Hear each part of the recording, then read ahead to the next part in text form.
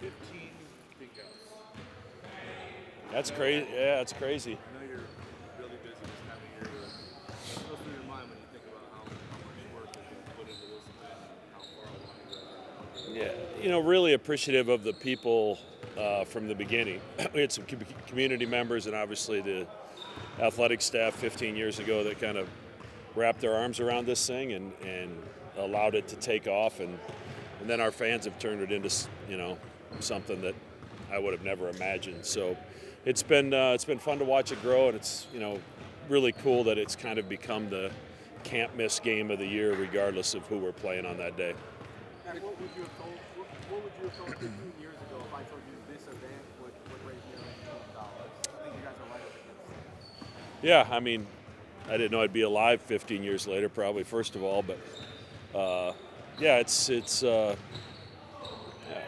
become everything we wanted and more. And it's, where the money has gone has changed a little bit with the Hope Lodge opening in Omaha, and it's the money's now impacting people that are going through cancer. And I get emails and notes all the time from families that have benefited from staying at the Hope Lodge. So it's been a great addition to our community, and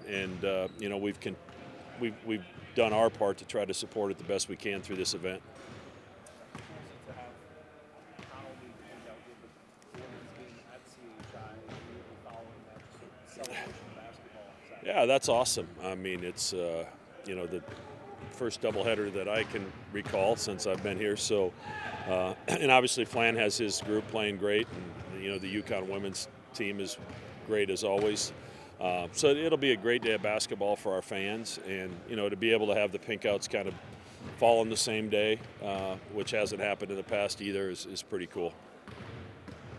What stands out to you about Yeah, they want to cause chaos. They offensively with their ability to attack the rim and attack the offensive glass, and then defensively just a lot of different looks.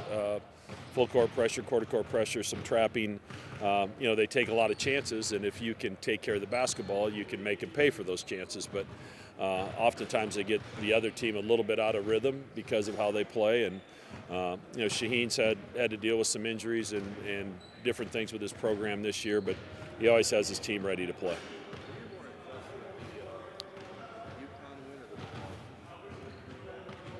In different ways, both.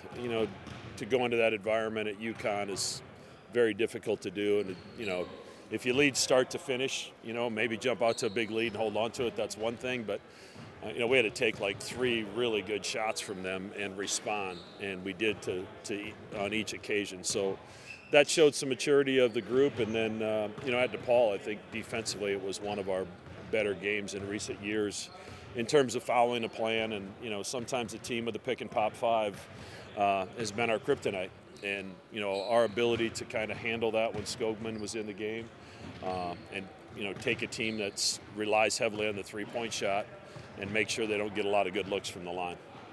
You look back at your first 14 years here, I guess. You guys get better as the year goes on, but it seems like you really start to hit that stride in January. What is it about that month that lets you guys get going? Is it just you have that much experience with each other, or what is it? Some of it might be dumb luck. You don't know. It's by January, your new guys or guys in different roles have had some time to kind of adjust, and usually in November and December, last year was a little bit of a rare case because the same 5 guys started, the same couple guys played off the bench. We didn't go very deep into the bench. But roles are defined by now, and guys understand, okay, here's when I'm going to go in the game, here's what my responsibilities are, here's what this team needs me to do to win. So you should be making improvements by now. So, and hopefully we're not done growing. I hope our best basketball is still ahead of us. Do one more. What is impressive about Jemiah's ability to find his role and adapt? He's had to adjust, not just coming here, but then adjust again when Pop went down, because his role has changed. It's changed defensively, it's changed offensively, and he's embraced what we've asked him to do. And from making good decisions with the basketball and creating things for his teammates, to shooting his efficiency is off the charts compared to the rest of his career, so he's taking the right shots. And then defensively, he's answered the bell as well. So I'm just proud of him all the way through. Go ahead if you got a couple more. I'm good. You mentioned after Kansas that your buy-in as a group goes to a different level when you notch a win of that caliber. Considering you lost Pop right after that, is the UConn win the one that could give everybody the biggest title picture? I think it grows with, any piece of success you have, whether it's winning at home against Villanova or St. John's, understanding that those are really good teams, or going to Butler, a place where we haven't had a lot of success. I think anytime you put together a plan and they execute the plan and they see the fruits of their labor, I think it just helps you for the next time. And they were really locked in against DePaul, and obviously that's a game you look at and it worries you. Coming off an emotional win at UConn, but they were mature enough to make sure they were ready, and we're going to have the same approach for Saturday. You talked about his efficiency coming in when he first transferred here. What does his story just say about the importance of a guy finding the right fit, the right coaching staff for them, the right system? Yeah, Jemiah had some success at Arizona State. It's just a different style of basketball. So it says a lot more about Jemiah in that, after 3 years of playing a certain way, he was willing to, number one, understand what he was looking for the next stop. And, that's a small piece of it. Then it's trying to figure out, all right, how do I do this? And, how do I adjust to this guy that's asking me to do things that I haven't been asked to do before? And how do I know it's going to help me? So, once he's tasted success, I think it's allowed him to even buy in more. And, his connection with his teammates, it's been incredible to see for a guy that hasn't been here a long time. There's 8 or 9 of them sitting up at night playing cards on the road. And, that's part of it that our fans don't get to see, which is an important part of why this team is connected and has been successful. Oscar nominations came out this Come morning. on, you think I know anything about that? What is your favorite movie? Holy smokes. You just can't get out of your own way, can you? Favorite movie? Shawshank Redemption. How about that? Thanks for the big one. Yeah, it's super fun for the community to be able to have a back-to-back doubleheader like there is on Saturday at CHI, and to also be playing for a cause so much bigger than ourselves is something that's super special, and the community always rallies behind it, and I know that we as players are super excited for it. I really think I was deeper for you out here because of what you were going through. What was it when the moment comes when we all stand up? What was that experience like the first time? Was that good deal? Yeah, of course. It's obviously a vivid memory and recollection to be able to play in this game, and Saturday is going to be no different, I think, and for an opportunity to play for my Uncle Wayne, who has passed from cancer, and play for his memory, and then also the other family members that have battled cancer and so many more.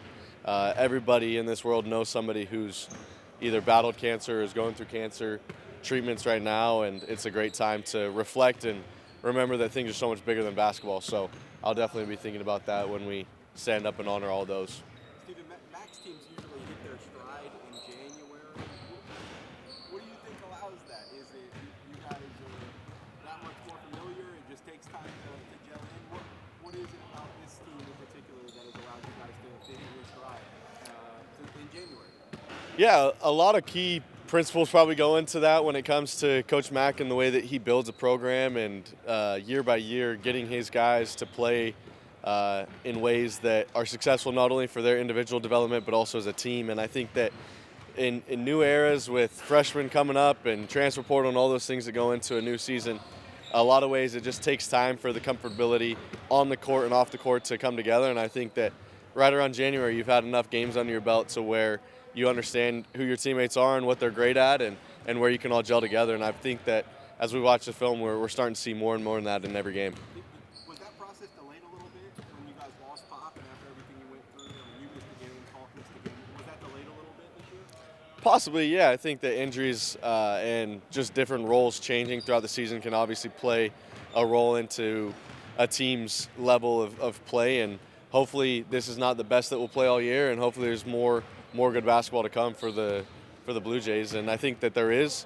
But at the same time, it's that day-to-day repetition of putting in the practice, putting in the hours.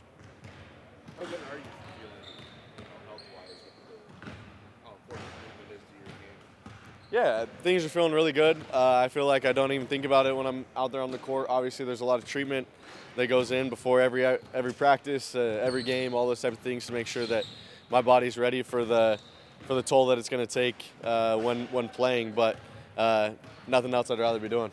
You looked like you tweaked it against UConn and then forgot about it a second later and started cutting again. Like, how used to it just like playing through stuff are you at this point? Yeah, I think a lot of it comes down to the fact that nobody really cares. You're out there on the court, and if you're out there on the court, you better be giving it your all, and that's something that I feel like I try to live by, of giving everything I've got 100%.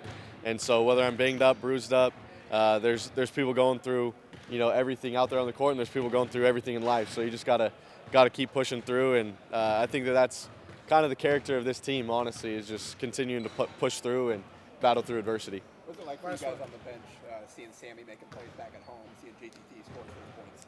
Yeah, that's obviously something super fun, and that's why you're part of a team sport like this, to be able to celebrate other people's successes and to do that for those guys and Sammy in his hometown, to be able to be getting buckets in front of his friends and family, and then for JTT to score his first ever career point as a Blue Jay was something that we were celebrating on the bench and then celebrating again in the locker room. So shout out to those guys. Thanks, guys. Have your teammates told you anything about what the pink out is like? They haven't actually, but I'm excited. See what it's like. I like the aesthetic and how it's look and the purpose of what the game is for. So I guess we'll just see on Saturday. Bob, what was it like for you to go to Gamble last week and to have a career high and to help you guys beat UConn? It was definitely it was an interesting experience. Obviously, it's kind of like something you dream of as a kid your whole life, to go into there in a hostile environment. It's like what you play basketball for, those moments, to step up in those big times for your brothers and for your fans and for your school and for yourself as well. So it was a great opportunity for me, and I think I seized it and made the most out of it. You have a big game, then right after that, the women's team is hosting UConn at CHI. Just how cool is that to also have them get to play in the big venue? Yeah, that's pretty cool. Trying to just focus on our game first, make sure we take care of everything, and then after that I'll probably eat, shower, come back and watch their game. Hopefully they can get the dub. I never got to see what it looks like to watch somebody else play on the court, so I'm kind of interested to see that point of view. Jemiah, what stood out to you about what your team's been able to do and how you guys have been able to go on this run? What stood out to me the most, probably like just the way we've been able to adapt. I think we've just been able to figure it out. Nobody's gave up or held their head, no matter of a bad performance or Pop going down or injuries or even Stephen Clark throwing up before the Butler game. We just keep going and just keep pushing, and I think that's just our biggest trait right now. We don't give up. We just keep fighting and we keep believing in each other. What's been your biggest piece of growth throughout? I would say just trusting Mac, just trusting the plan that he has for me. Obviously, from day one, he's always told me the vision and what he's seen, and obviously I think we all seeing what he saw. And for a minute, I don't think you guys seen it. I didn't see it. Nobody's seen it because it was just so hard trying to figure everything out, and now it's starting to gel together. And just listening to him and all the knowledge and all the gems he's given me, I think I've just grown, and I'm a little more mature now in figuring out to pick my spots and not forcing it and just playing the game the right way. There is some back and forth dialogue. Have you had something like that where it's kind of receptive to what the game looks like through your eyes and trying to explain why it is the way it is? Well, Max the man, he's won all the games. He's got the guys in the league. He probably been coaching longer than I've been living. So obviously it's going to be some back and forth. Sometimes just a resistance of, dang, like, Mac, I'm trying. But I know he's only pushing me because he wants more out of me, and he sees something in me that obviously I wasn't seeing that myself at the time. So I just listen to him and everything he says. Like, he knows more than me, and I trust his plan. You made 21 of your last 53s of the last 12 games. What would you attribute to that particular improvement? Just extra work and confidence and picking my shots better. I think I've been taking them more in rhythm and knowing when to shoot them and when not to shoot them. I think earlier in the season, it was sometimes when I had them and I didn't shoot them, and then sometimes I shot them when I really wasn't supposed to. So now I'm just picking them more, picking them better now, and I think that's why I'm making them more. One more. It's tough for first-year players to come into this program and the system so quickly. When do you think it clicked for you? If I'm being honest, I don't think it's fully clicked yet. It's just an ongoing process every day, just learning, getting better, learning from guys like Steve and Kalk who've been here, and listening to coach and watching film, and just getting better game by game. If this is the best I look right now in January, then that's not pretty good. I want to be my best in March, and in April hopefully. So, yeah. Thanks, man. You're good. Appreciate you.